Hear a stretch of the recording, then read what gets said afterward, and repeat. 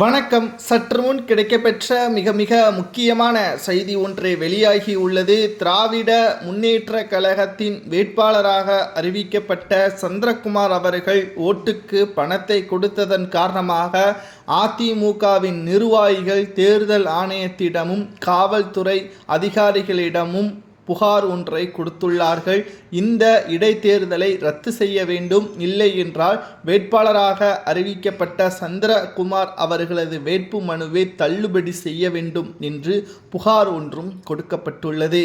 எதிர்க்கட்சிகள் 5 கூட்டணியாக இருக்கக்கூடியவர்களை கட்சியிலிருந்து ஒட்டுமொத்தமாக பதவியிலும் தற்பொழுது நாங்கள் இடைத்தேர்தலை சந்திக்கவில்லை. இந்த தேர்தலை பொறுத்தளவிற்கு ஜனநாயக முறைப்படி நடக்காது, பணநாயக முறைப்படி தான் நடக்கும் என்று என்டிஏ கூட்டணியாக இருக்கட்டும், அதிமுக கூட்டணியாக இருக்கட்டும், தமிழக வெற்றிக்கழகமாக இருக்கட்டும், அனைவரும் இதை கூறிவிட்டு கட்சி ஒற்றுமையாக இந்த இடைத்தேர்தலை இவர்கள் நடத்த மாட்டார்கள். கண் துடைப்பிற்காக தேர்தல் ஆணையம் பறக்கும் படை அதிகாரிகளை வைத்து கொள்ளும், ஆனால் பணம் விநியோகம் செய்யப்படுவதை தடுக்க முடியாது என்பதை ஏற்கனவே எடப்பாடி பழனிசாமி உட்பட அண்ணாமலை, பாமக நிறுவனர் ராமதாஸ் மற்றும் தேமுதிக பொதுச் செயலாளர் பிரேமலதா விஜயகாந்த் அவர்களும் தெரிவித்திருந்தார்கள்.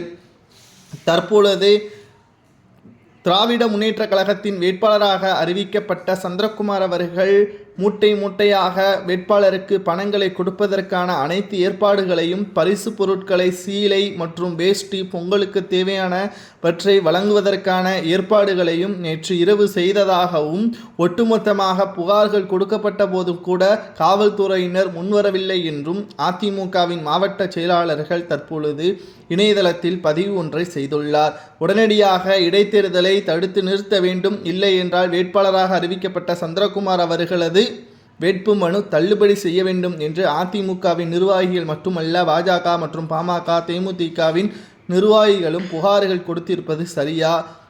திமுகவின் வேட்பாளர் சந்திரகுமார் அவர்கள் ஏற்கனவே விஜயகாந்த் அவர்களுக்கு துரோகம் செய்துதான் திமுகவில் இணைந்தது குறிப்பிடத்தக்கது.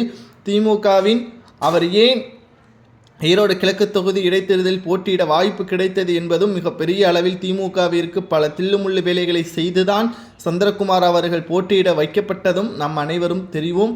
அவரது இல்ல திருமண விழாவில் முதல்வர் ஸ்டாலின் அவர்களும் துணை முதல்வர்களும் கலந்து கொண்டதும் குறிப்பிடத்தக்கது. கிட்டத்தட்ட இந்த தேர்தலுக்கு மட்டும் சுமார் 78 லட்சம் ரூபாய் செலவு செய்ய உள்ளதாக திட்டம் போட்டுள்ளார் சந்திரகுமார் அவர்கள். ஓராண்டு பதவிற்காக ஏன் இப்படி என்று பார்க்கலாம். ஆனால் இந்த தேர்தலில் வெற்றியடைந்தால் நிச்சயம் 2026 சட்டமன்ற தேர்தலிலும் வெற்றியடையலாம் என்ற கருத்தில் கொண்டுதான் இவ்வாறு செய்து வருகிறார். சந்திரகுமார் அவர்களது வேட்புமனுவை தள்ளுபடி செய்யலாம்